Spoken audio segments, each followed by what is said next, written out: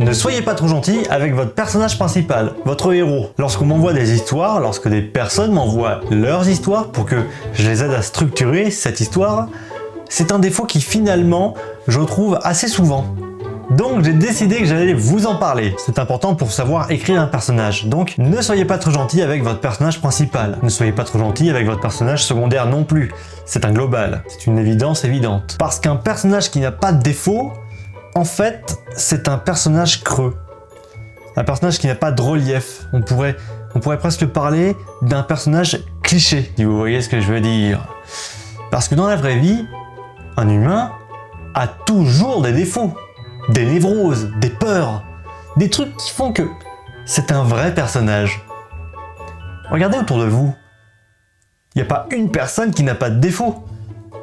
Moi, j'ai des défauts. Vous avez des défauts, a priori.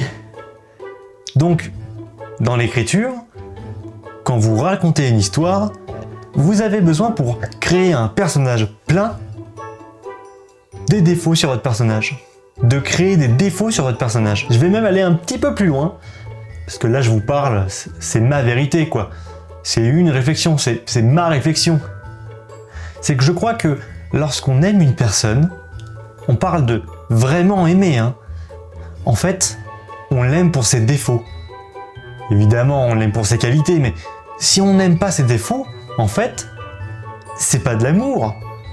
Parce que si vous l'aimez que pour ses qualités, dès qu'il y aura le moindre défaut, bim, vous l'aimerez plus. Alors que s'il y a un véritable amour, là c'est sûr, vous aimez ses défauts.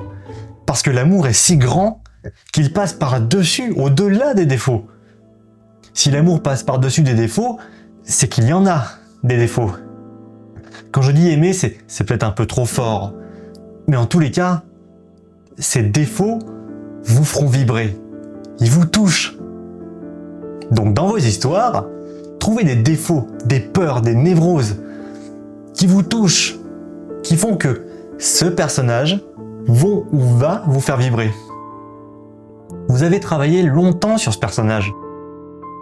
Il faut qu'il vous brasse.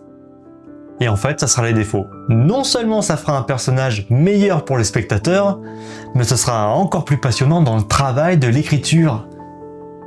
Donc voilà, créez des défauts. Créez des défauts qui vous touchent.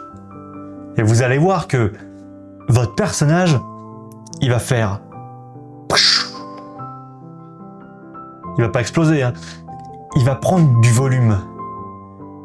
Voilà, je vous remercie de votre écoute. N'hésitez pas à me dire si je vous ai appris quelque chose.